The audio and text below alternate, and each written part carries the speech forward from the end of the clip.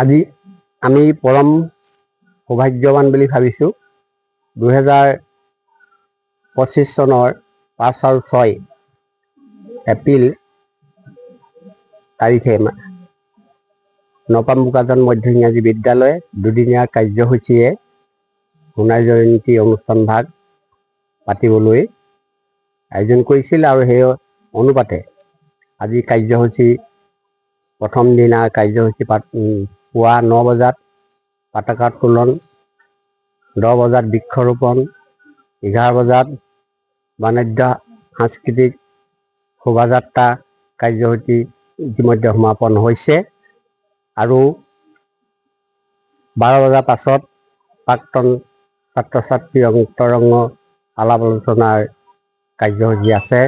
তাত সকলোৱে নিশ্চয় অংশগ্ৰহণ কৰিব আৰু কালিলৈ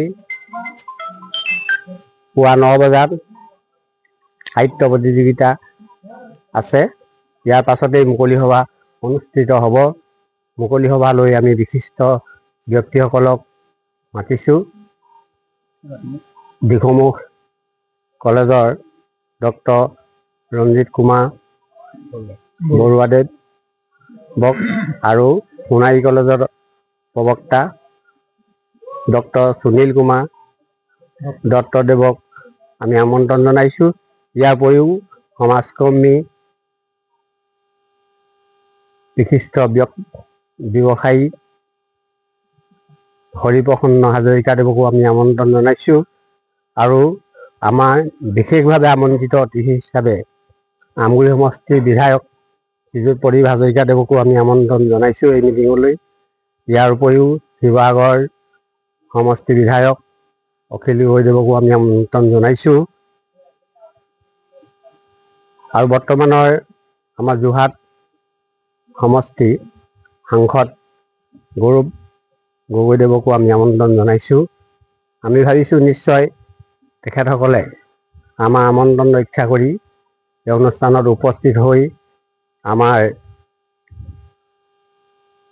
অনুষ্ঠান ভাগ সাফল্যমণ্ডিত কৰি তুলিব। ইয়াৰ উপৰিও ৰাতিলৈ আমাৰ সাংস্কৃতিক সন্ধ্যা আছে।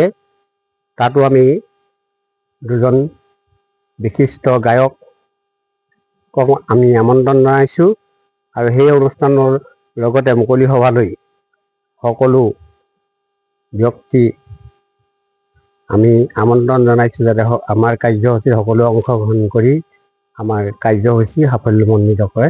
ইয়াকে মই চমুকৈ আপোনালোকৰ আগত অৱগত কৰিলোঁ। ধন্যবাদ।